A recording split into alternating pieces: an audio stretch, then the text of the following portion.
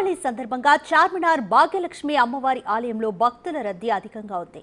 దీపావళి నుంచి 3 రోజుల పాటు అమ్మవారి ఖజానాను పంపిణీ చేయనున్నారు. అమ్మవారి ప్రతిమ ఉన్న కాయిన్స్ తో పాటు కుబేర పూజ చేసిన కాయిన్స్ ప్రసాదంగా పంపిణీ చేస్తారు అర్చకులు.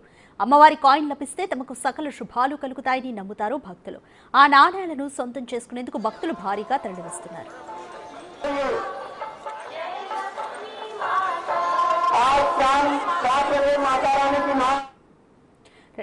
మోర్ డీటెయిల్స్ మా ప్రతినిధి అంజుమన్ అడిగి తెలుసుకుందాం. అంజుమా, చార్మినార్ భాగ్యలక్ష్మి అమ్మవారి ఆలయం వద్ద భక్తుల రద్దీ ఏ విధంగా ఉంది అంటే కుబేర పూజ చేసిన కాయిన్స్ ని సొంతం చేసుకోవడానికి భక్తులు ఎక్కువగా ఉత్సాహం చూపిస్తున్నట్టుగా తెలుస్తుంది. కంప్లీట్ డీటెయిల్స్ చెప్పండి. దీపావళి సందర్భంగా చార్మినార్ భాగ్యలక్ష్మి అమ్మవారి ఆలయానికి భక్తులు పోటెత్తుతున్నారు. అమ్మవారిని దర్శనం చేసుకునేందుకు, అదేవిధంగా అమ్మవారి ప్రతిమ కలిగినటువంటి నాణాలను సొంతం చేసుకునేందుకు భక్తులు బారులు తీరుతున్నారు. ఆలయ కమిటీ నిర్వాహకులు శంభు మనతో పాటు ఉన్నారు. ఈ రోజు దీపావళి సందర్భంగా అనేక మంది భక్తులు వస్తున్నటువంటి నేపథ్యంలో ఏర్పాట్లు ఏ విధంగా చేస్తున్నారు, నాణాల పంపిణీ ఎప్పుడు జరుగుతోంది ఏంటి అనేది కూడా అడిగి తెలుసుకుందాము. నమస్తే అన్న. దీపావళి వచ్చింది అంటే భాగ్యలక్ష్మి అమ్మవారిని దర్శనం చేసుకునేందుకు అనేక మంది ప్రజలు వివిధ ప్రాంతాల నుంచి తరలి వస్తూ ఉంటారు. మరి వారి కోసం ఎటువంటి ఏర్పాట్లను చేశారు? మీరు చూడొచ్చండి, ప్రతి సంవత్సరం జరిగే ఈ దీపావళి పండుగ ఈ సంవత్సరం కూడా చార్మినార్ భాగ్యలక్ష్మి దేవాలయంలో చాలా ఘనంగా, చాలా వైభవంగా జరుగుతుంది. అలాగే భక్తులందరూ వచ్చిన వాళ్ళందరికీ కూడా ఎలాంటి ఇబ్బందులు కలగకుండా ఒక బ్యారికేడింగ్ పెట్టి ఏర్పాట్లు చేసి, అంటే అందరూ కూడా ఒక క్యూతో పాటు మంచిగా పద్ధతిగా వచ్చాయి అమ్మవారిని దర్శించుకొని వెళ్తూ అమ్మవారి ప్రసాదం తీసుకుంటూ వెళ్ళాలి.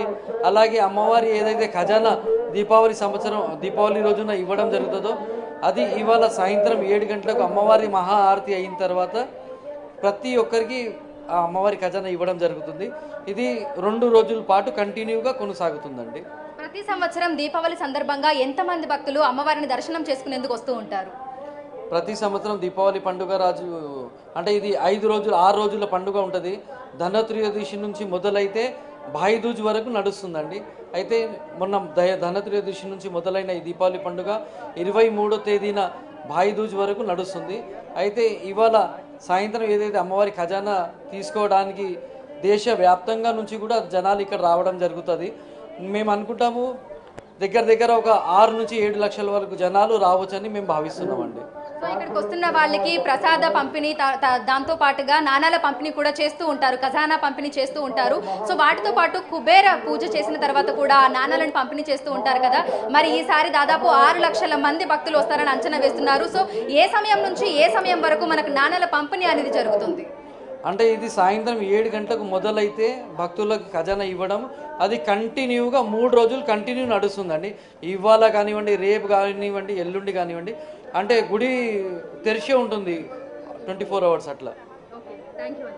సో భాగ్యలక్ష్మి అమ్మవారిని దర్శనం చేసుకునేందుకు అనేక మంది భక్తులు చార్మినార్కి తరలి వస్తున్నారు. ఇక ఆలయాన్ని ఎంతో సర్వాంగ సుందరంగా అలంకరించారు. లోపల అమ్మవారిని ఎంతో అందంగా అలంకరించడం జరిగింది.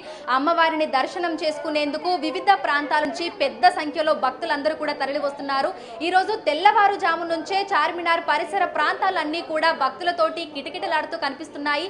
ఈ 3 రోజుల పాటు కూడా లక్షలాది మంది భక్తులు అమ్మవారిని దర్శనం చేసుకునేందుకు వస్తూ ఉంటారని, ఇందుకు సంబంధించి పూర్తి ఏర్పాట్లను కూడా చేసినట్లుగా ఆలయ కమిటీ నిర్వాహకులు తెలుపుతున్నారు.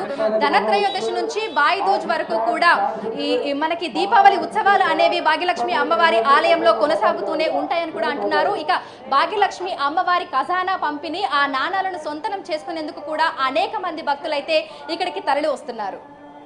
Thank you అంజుమా.